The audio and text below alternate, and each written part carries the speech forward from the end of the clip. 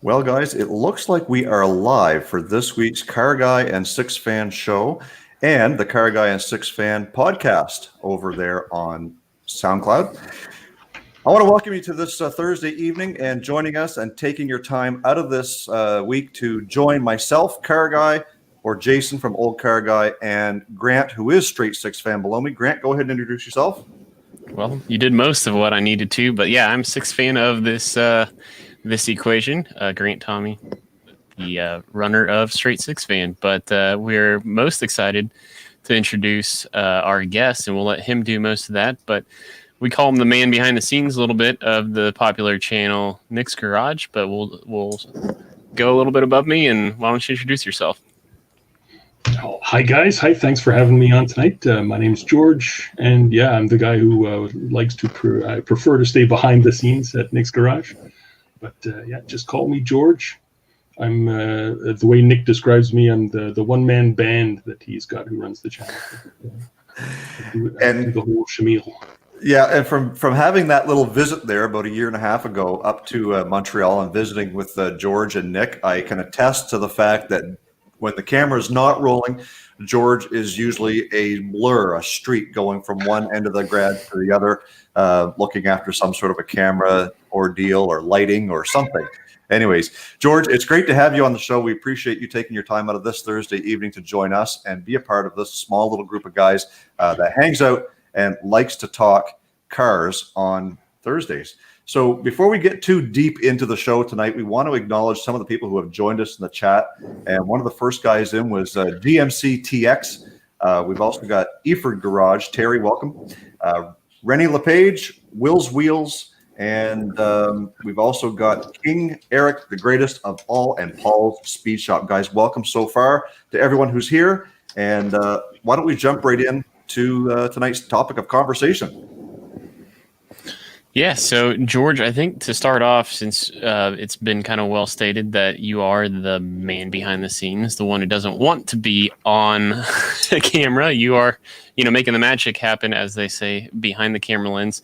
So I'm kind of curious. I think the dynamic between a channel like Nick's Garage versus like Jason and I's, where we have to be the one-man band and the star, I think just offers different advantages. But what does a great episode look like from your perspective while the record button is on behind the camera lens? What are the things you're looking for during an episode, I guess is what I'm saying. That happens. Yeah, that definitely happens in the course of a shoot day, where you'll say to yourself, oh yeah, we just got it there. That just happened. Now we've got a full episode. Or you realize that, oh, I might have to stretch that one out a little bit, or we'll add a little piece of what I got last week or whatever to make a full episode. There's an unseen fuel meter inside the creative person that knows when they hit that plateau that, oh, that's enough. But it doesn't mean you have to stop there. It just means that you feel like, okay, I've got a full meal there now. But that wasn't known in the beginning. What an episode was formed itself as I made episodes. Even the idea of it being I'm not making a good description here. You have to start even earlier than YouTube to figure out what I was trying to do, because I tried to make a TV show for Nick's. That's how it all started. My background is I work in commercial television as an editor, and I'd met Nick from him just being in the neighborhood when I was working on a different show in Montreal, and he was in a different garage at the time. And in walking by his garage, I would see these cool cars parked outside, including a beautiful old black Fury that he used to drive to work daily. And it looked like a movie star car just sitting there in the street next to all the Corollas and everything else. And I started walking by the garage on purpose just to see the cars that were there. And one day the door was open and I just started speaking to him. And the same place I was working, there was a sound guy working there who drove an old Ford to work every day, an old four-door 64 Ford in the middle of the winter in Montreal. And so I realized that hey, wait a sec, regular guys can have old cars too? I always thought it was just something that dentists and brain surgeons could afford, old 64 Corvettes and things. You know, they were all six figures, but I realized, no, that you can get into, as you call it, the, what do you call them, offset hot rods, or unusual hot rods, or Offbeat. Sorry, there we go. Offbeat hot rods. Exactly. So and that's why I drive a 4-door 6-cylinder 64 Chevy, because there's no way I could get a 2-door V8 on my budget. But I'm still looking over that same hood, you know. So from working in my commercial TV job, I met Nick, realized he was a fascinating character, and every time you were around him for more than 30 seconds, he started telling you stories and communicating, and that's just gold for anybody with a camera who wants to tell a story. It's like, wow, here's a fascinating guy in a fascinating place. Half my job's done. All I need to do is keep it in focus now. And in talking to him, I realized I'd love to make a show about him. But as I say, at the time I was working on a TV show for kids, and a cooking show in the Canadian market, and I do all kinds of different things for all kinds of different bosses on the commercial side. But I had let my boss know about it, and eventually, years later, he decided to let me try and actually make a pitch, and we did make a pitch at Discovery Channel with Nick's Garage as a concept. They didn't bite, but it gave me so much energy, and in filming those few days that I did to put the pitch together, I just wanted to keep going with that. And I knew that YouTube existed. I had put one video of Nick up on YouTube years before I even made the pitch under a different channel name. I should link it one day to Nick's. But it's got copywritten music on it. And so I said to Nick one day, hey, do you want to just sort of try doing what we've been doing with the shooting, but I'll put some of them on YouTube, and at the very least, maybe I could get you a little bit of business locally. Maybe a couple more people will hear about the garage. That was honestly all I wanted to try and do. But it started really feeling good doing what we were doing, and we were getting such a positive response, and we just kept going and going and going. And so then that's how I started this whole long answer. That's when we started to realize what an episode was, what worked best. And to me, it was always trying to mimic as closely as possible my own visit to Nick's shop, where, I've got a few hours, I can go by Nick's, go in and see what's going on. He'll tell me what's going on right now at the stage that it is right now when I see it, whether it's half finished, just came in, he's almost done, he's just pushing it out. I don't necessarily get the whole story on every build, every engine, but I get to spend a couple of hours with a really cool guy in a really cool place, and then see him again next week, and the next week, and the next week. So in doing that, get to know more and more about him and what he does. Well, I can attest to the fact that only spending a couple of hours with Nick is really an inspiring time, because I was only there for basically one day, like a part of a morning and an afternoon. Very welcoming, and like you said, every time he speaks, it's a great story. There's always something to tell. You had mentioned about the car that you have now, your 64. We always like to ask our guests the question of your first vehicle. Can you tell the folks who might be watching what George's first vehicle was, whenever that was, or whatever that was? I was a bucket. It was something my father bought to try and save my life when I was 16 years old, and I was this close to going out and buying a motorcycle. And he didn't want me to go and kill myself on a motorcycle, so he bought me I think he paid $300 for it, an ex-Canada Post Ford van, window van, with the flat nose, 1974. With a V8, God knows what size, 308 or something. They had him in the back then, with the engine sitting in the doghouse between you and the passenger seat. And it was ragged. It had been beaten to hell by the Postal Service. And then somebody had turned it into a camper van with a green shamrock theme. So it had shag carpeting and green shamrocks in the back. 20 years before that had moldered and rotted, and it was just awful. But it was my own set of wheels, and it was freedom, and it was fantastic. And all you had to do was put 20 bags in the tank, and off you went. So yeah, that was my first car. As shameful as that is, it was a 74 Ford van that used to belong to the Postal Service. Well, but the good news is you could have still picked a motorcycle up and put it in the back of that if you really wanted to. And that happened. Yeah, there were still motorcycles. Nice try, Dad. You didn't think that completely through. You should have given me something much smaller. Well, George, you talked a little bit about Nick's ability to storytell, and I think that is pretty easy to see. It shows very well on on the videos and stuff. But yeah, and kind of to pick your brain a little bit from the editor's side, how have you found over the years, like, when does Nick maybe go on too long, and how have you fine-tuned how to best represent, the storytelling side of him, which is definitely a great characteristic, but at the same time, you can't put a 12-minute montage in there, or monologue in there at times. So how have you, over the years, as you've gotten to know him better, how do you feel like you best represent Nick? Wow. Very good question. The first thing you said in that question that hit me was how to help him when he goes on too long. I never feel like he does, I feel like I could listen to Nick until I'm just physically too tired to keep my eyes open anymore, and he's still going because he's always going to be the last guy awake and still talking. So it's always just trying to keep up with him, and I never feel like there's too much. It just gets to a point where, oh my God, I have to stop now. I have to put the camera down. My arms are throbbing, that kind of thing. But my one thing that I'm really seeking to improve is in shooting with him over the course of the day, and him telling me the same story sometimes 2 or 3 times over the course of the day, because I want to get a few angles of it. And he's in the mood to tell me that story, and it's happening right now. Often he'll give me the same detail a few times, and in the rush to get another half-hour episode ready, I'll let him repeat himself in my edit.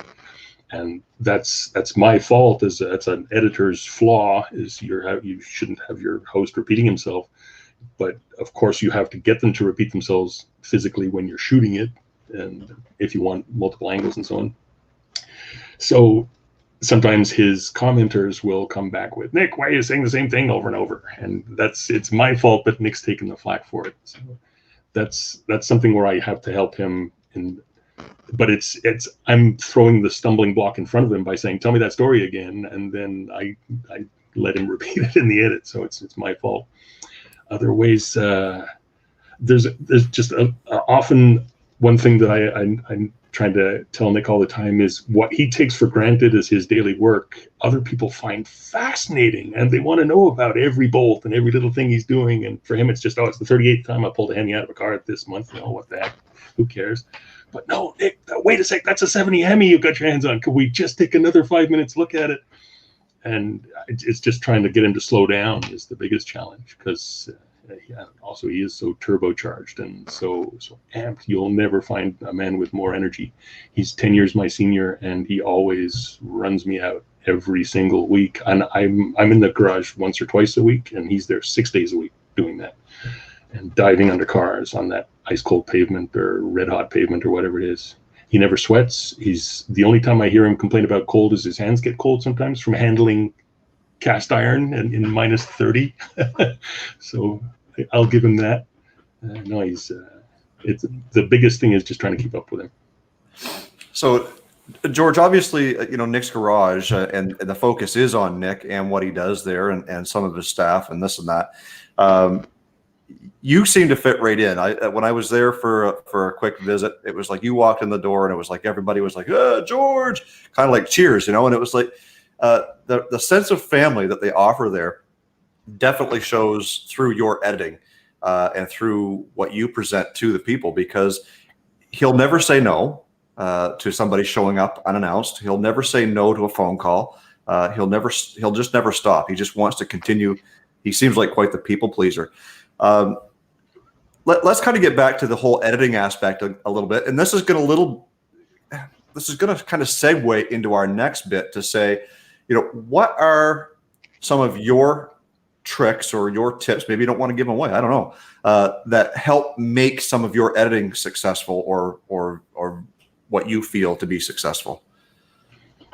Love it. I'll tell you that. Just to the beginning of your question quickly, the credit of the family feeling that's there and me fitting in, that's Nick. That's the place he's built. I've got to give all the credit to them and to those guys. They made that clubhouse, and all I did was get allowed in. It's their place. They made it. I just hold a camera up to it. It's to their credit. And if anything, I'm the oddball. I'm the weird arty guy with the 4-door 6-cylinder, and they're all the muscle car heads. And I only just got my old car. I'm the weird camera nerd that wants to talk about microphones. They want to talk about piston rings. So it's to their credit that I'm so welcomed there, and I bless them for that. And then to the secrets to make a video successful, one thing that because again in the YouTube context, and I'm coming out of a TV context where we had so much more time, and there was so much, I would have weeks and weeks just to do the editing of a single show, and there would be other editors working on that show, providing elements, and there'd be somebody else doing the sound, somebody else doing the graphics, but now it's got to be ready Monday. I need another upload Monday. So a lot of it is just trying to conform it to the schedule. But at the same time, when we started, I wanted to have a certain level. I didn't want to be just another channel shot with a phone. Not taking anything away from guys who shoot their channels with a phone. That's fantastic. But I'm coming from a TV background. I'm coming from a photography background. It was already in me to want to play with focus and depth of field and multiple angles. But I had to squeeze that into a YouTube format. So one of my biggest secrets that I'm happy to share is I don't press the pause button anymore. Before, I would go to Nick's and I would get 150 shots in a day. Now I'll try to go to Nick's and get 5 shots in a day, but they're an hour each. And so now, rather than having to sync 150 shots to the little microphone I've got him wearing and the other cameras that are going so that it's all, oh wait, geez, I want the other angle when he closed that door, but oh, it was shot number 180, what the? But if I just have 4 shots that I can sync into a big sandwich at the beginning of my editing session, and for instance, today I edited a test drive. So Nick spent about half an hour in this truck, and for a half hour, there were 5 cameras rolling, each of them 1/2 hour. So I just had to one time sync up those 5 pieces of all the cameras. And now I can just, like a director at a hockey game, say, give me camera 2, give me camera 1, show me under the truck, show me in the truck, by editing. But it's so much faster than having to then figure if those had been all broken into individual pieces. But it's the tiniest little thing to think about at the time of the shoot. It's just make longer shots. It makes it easier to manage later. Well, and at the same time, sorry, I won't keep going, but having those other angles provides huge flexibility at the same time. Because then if Nick stumbles or sneezes or has to answer a phone, I've got something to cut with that doesn't make a jump cut. I can go to my second angle and it looks like he just kept going. But there was a phone call in the middle there, but for storytelling sense, now it flows better. Well, George, if we kind of stay there and kind of transpose your commercial TV experience on top of what you've had to learn shooting the YouTube style in a shop like Nick's Garage.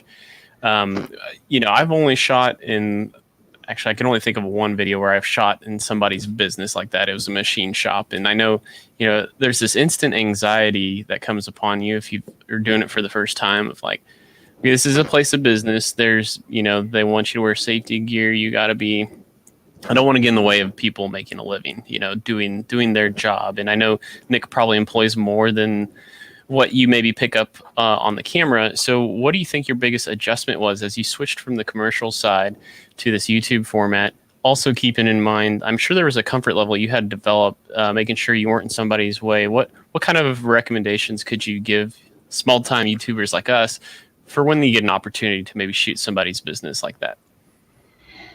Very, very good question. You guys are on top of your games. This is very, very well done. You should. This is actually no prep night. Like sometimes we have good nights, and sometimes.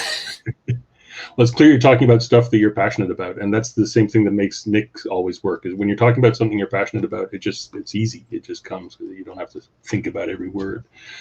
But to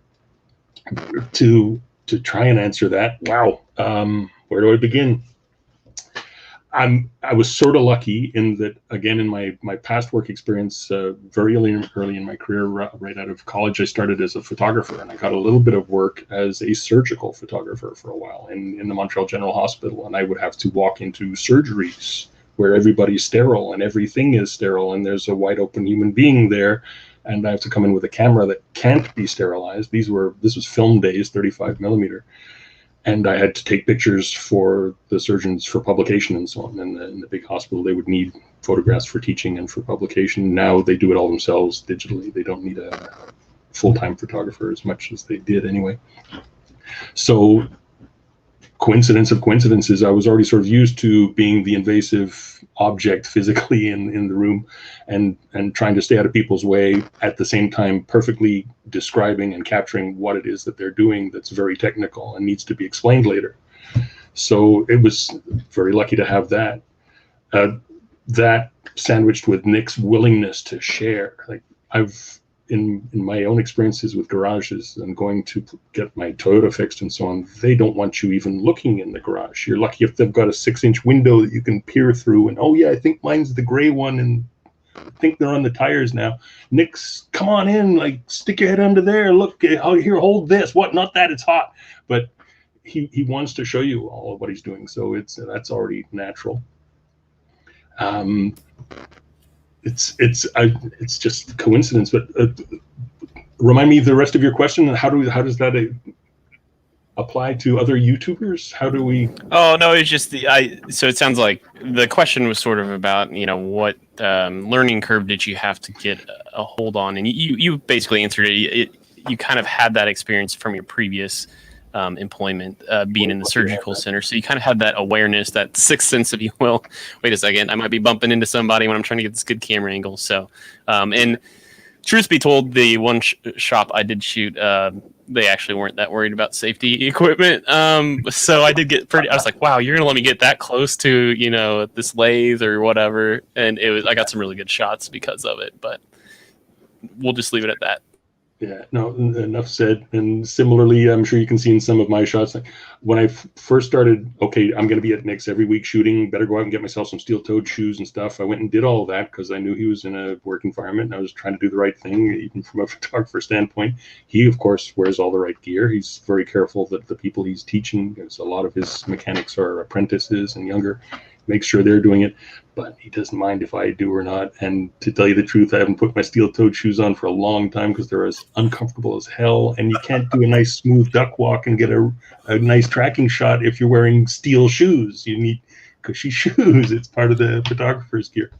Yeah, we are our own dollies sometimes, aren't we? Right? Have to be. And that's how it works. That's handheld. That's run and gun. That's documentary film. There's another thing that I was so lucky from my past I wanted to share with you guys. When I was 9 years old, the kids I played with over the back fence, their father was a somewhat famous Canadian documentary filmmaker named Donald Britton.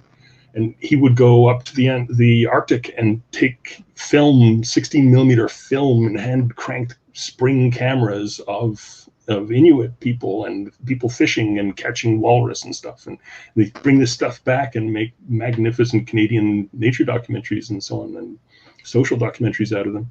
And I remember him sitting in his office on the typewriter with the cigarette and a bottle of scotch, and writing up his stories and all these magnificent cups and statues he'd won for his work. And I realized that there was something really cool about taking a camera, take this machine. It's just a chunk of glass and metal, and you can take it to a different place and you can capture an experience there and bring it back with you and share it with other people. And that just blew my mind even as a kid, but I never thought of myself doing it at that point. It was so cool that the guy over the back fence did that wow, he goes and captures people catching walrus, and I can watch that, and it's just because of a camera. And well, okay, neat. And back to whatever we were doing, but I can't even remember where that all started. But just I've been so lucky that all the things fell into the right place to help me make Nick's. Well, and we're so glad that that your neighbor's dad or whatever was that inspiration at such a young age. But nevertheless, here we are as fans, or at least I know I am for sure, of Nick's Garage. And if some of those seeds hadn't been planted at a young age, well, maybe we wouldn't be watching Nick's Garage today, at least from the hands of George. So. George, we're getting ready to kind of move on to the next little segment of the show, and we want to encourage our guests who are in the chat. We want to encourage those people to come up with some questions if they have for George that they want us to make sure that he gets answered. So, Grant, if you want to kind of keep up with that, that'd be great. Yeah, I'd actually, speaking of questions, there were two that have come in. Of course, you can never tell sometimes when King Eric, the greatest of all, is being serious or joking. So we'll save his for a little bit later. One of your But regulars recognized the name, that's for sure. but He was just classic. the greatest at first, but then he became the greatest of all after Yeah. a few episodes. Well, I mean, the history books, it takes a while for the history books to write about it, and so you're King Eric until he births a child, and then he's King Eric the First, and then of course he accomplishes a few things. He's the great, and now he's, you know how that goes. But All hail. Classic Driver's Garage asked if Nick had ever been camera shy, or if he's always just been the natural that he is from day one on the other side of the lens. Great question. He was and only is not even camera shy, but uncomfortable in front of the camera when you're trying to make him say something you want him to say. If you're trying to open the mouth and stuff words in there, it's not going to work. And again, just lucky that works perfectly for YouTube, because people want authentic, they want real, they want in the moment, and that's exactly what he is. He's had a whole lifetime of practicing telling stories to his buddies. He's been the center of his gang since he was 19, lying on his back in his back alley, wrenching on his buddies' muscle cars for him in 1970. And he's still doing the same thing, but now in a beautiful shop. So he's never been camera shy. The only time it was uncomfortable is when I was trying to make him say something like, okay, give me this very strict intro sentence now, Nick, the way you would do in TV. And as soon as I got rid of those old habits, there was no problem at all. He's the best. Even the little things like reminding him to ask people to subscribe and smash that like button and all the YouTube stuff that people do. It's so unnatural to him. So I don't even try to push it, because he's going to find another way to say something really cool. You might notice that I've always got him saying the same commercial plug at the end, because he said it once really nicely, and I haven't asked him to say it again, so I'll just loop it. I mean, it's our maybe we'll have to redo that one day. It's getting old.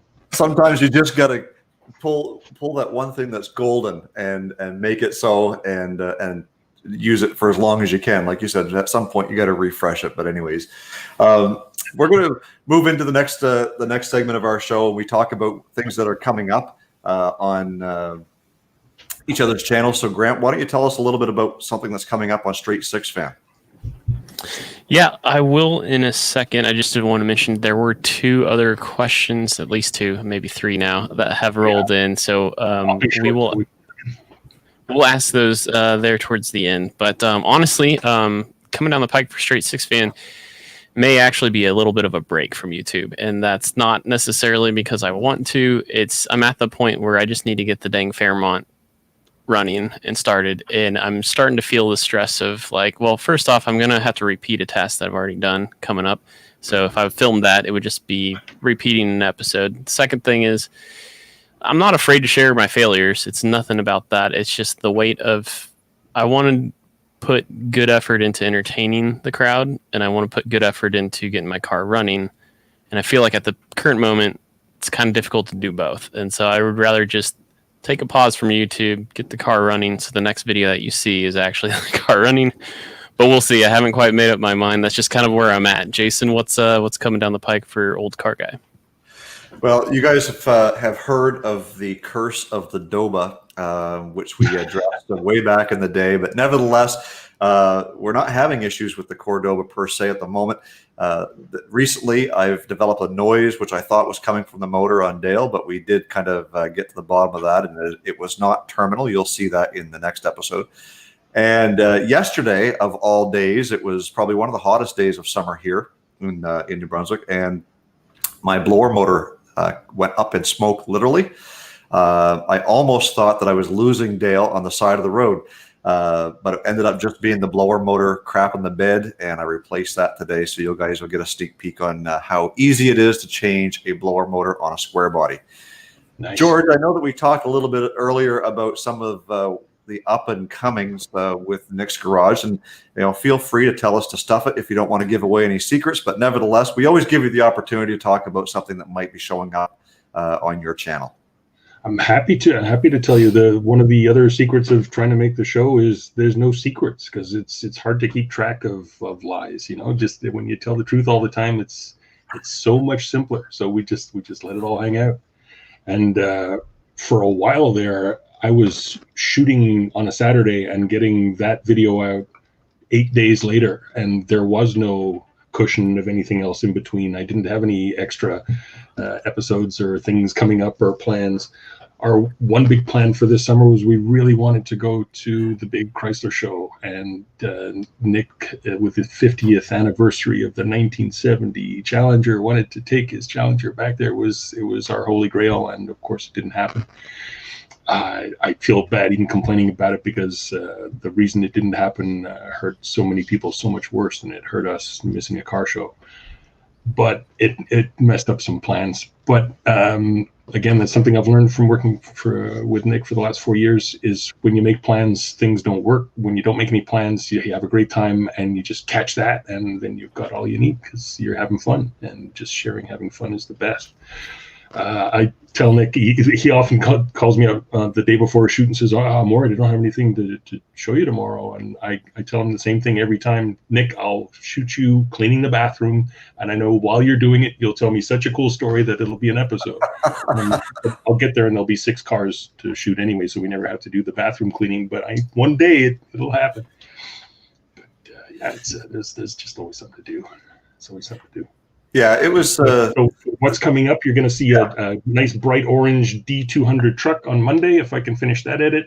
Then we've got a green Duster coming up, this beautiful bright green Duster that I teased on the Instagram, 340, that wasn't making any power for a while, and the guy just wanted to be able to spin the wheels. Nick got that happening. We've got a dyno of the Torque Monster from New York for Mike that we've shot, and that's going to be coming up. That thing is scary powerful. Oh my god, that torque it made. I won't tell you the number, but you got to tune in for that. There's some teas. And we're doing a before and after dyno of the GTX engine. We've already shot the before. The engine has been pulled, dynoed, and disassembled, and we want to make that into a mega episode that's going to be the whole story of the GTX engine from beginning to end. It's either going to be a mega episode or a series of a few episodes. But we want to tell that story all at once we've shot it all. So stay tuned for that. The purple GTX engine. Isn't it funny how many? I thought I was the only one until I started watching shows like Nick's Garage and a bunch of stuff on YouTube. Isn't it funny how grown men, all they want to do is be able to spin both rear tires from a standstill and just smoke show, and that's the only reason why they have the car. Sometimes. And once in a while, people still ask me when I'll mention a burnout or show a burnout picture, say, "What do they do that for?" Like the guys who just don't get it. Usually somebody's much older father or something, and there's just no answer. It's just, oh well, okay, we just put you in your category and have a good day. That gets you the ban button around these parts. Yeah. That's it. It's why do you climb the mountain? Because the mountain's there. If you've never used a gasoline powered vehicle of any kind, if you don't understand what spinning the back wheels does, like you just don't. How can anybody even ask that? Of course, I've even seen the guys who are into remote control cars and stuff. That's what they do with those things. They look like it melt the tires off. You know? Yeah, it's having an older car, regardless of whether it's a 60s, 70s, 50s, 30s, whatever it is. I just a quick story that I'll tell here, and then we'll kind of close out the show. Is I was sitting in the Burger King drive-through last week, and there was a guy behind me, and of course my truck just sits there and it just kind of chugs and idles and runs rich and makes your eyes water because of the fumes and stuff like that. So it's a good smell. I happened to notice that there was no cars behind him, but he went and he put his truck in reverse. He backed up about 20 feet behind me. It's like, some people just don't get it. I'm not crying because of the fumes. I'm crying because I love this truck. No kidding. He was social distancing. That's exactly, right? So I guess we do have a couple of questions there that we're going to finish up and get those answered before we call her quits. So Grant, you said you had something in there? I've got 4 written down, and then I cut off questions because they were pretty good, and I know we can't get to all of them if we kept taking them. So George, I will do 3 of them rapid fire, so just give me first thing that comes to mind as I shoot off the first 3, and then we'll spend a little time on the last question. Is that all right for you? 30 seconds on the clock. The bird. All right. So your 64 4-door Chevy, what model is it? It's a 1964 Chevy Bel Air. Bel Air. Excellent. What Sean Dunford asked, what is your Sean dream? Comfort. Hey, Sean's here. Cool. He asked that question, and then he asked, what is your dream car? Ooh, my dream car is the American edition of the British Defender 110. That's not Mopar. Oh, Sorry. Well, speaking of British, this question from King Eric, the greatest of all, had asked, and so I'm going to combine his question with another one. Are either of these two things true? Are you originally from Quebec, or were you born in the UK? I was born in the UK, but brought here at the age of 7, so I really feel like a Montrealer. But I have a couple memories of way back when. But yeah, that's why I'm a Defender still. That's because that was my first toy truck, was that big British Army Defender.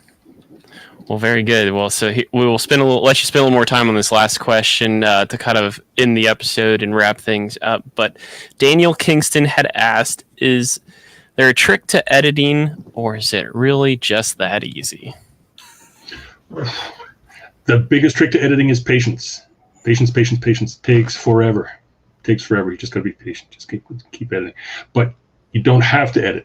You can edit in camera. Like I said, the guys who shoot with their cell phones, the guys who do it all streaming, kudos to them. It's just the style I've chosen. It's what I'm used to. Not one better than the other. well, and I think kind of leading towards Indeed, the cat. I heard the cat. Named for Nick's garage. This was a cat that lived next to Nick's out in an old blanket out in the backyard, and I brought her home. And her name is Indy. She's named after the shop, Indy Auto. There you go. She knows. And she's got a story to tell. Yeah, so we'll call that quits for this show, George. We really appreciate you taking the time, and I really do hope that someday, when the world kind of gets turned upright again, that we can make another trip to Montreal, spend a little bit more time with you guys up there, and maybe even get my hands dirty next time. And it's been a real pleasure getting to know you and being a part of the Nick's Garage family, and knowing that George is kind of at my beck and call anytime I send him a text. He's usually right there to message me back, and I really appreciate that. So thanks, George, for being a part of the Car Guy Six Fan show. Thank you so much, and thank you guys for putting together this amazing thing you're doing. I was saying off camera before we started, you guys have built something really impressive here, and congratulations on that. Well done. Thank you. And keep it up. Thank you much. So having said that, I'm going to say my piece and say thank you to all the people who showed up in the chat. We had a pretty good time tonight. Lots of great questions and lots of familiar faces on both sides from everybody there. I know that when I join some of Nick's live streams, I see some of these same names kind of scrolling through the chat as well. So guys, thank you so much.